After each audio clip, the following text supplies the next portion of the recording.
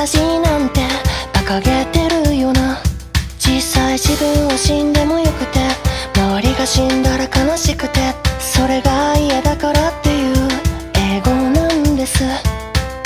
他人が生きてもどうでもよくて、誰かを嫌うこともファッションです。それでも平和に生きようなんて素敵なことでしょう。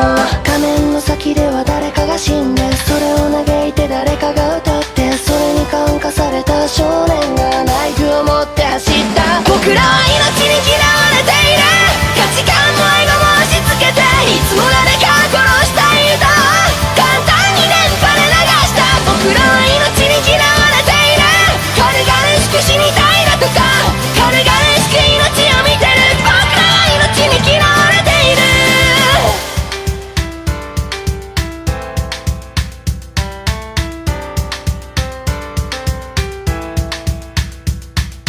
お金がないので今日も一日中ダミーを謳歌する。生きる意味なんて見出せず、無駄を自覚して息をする。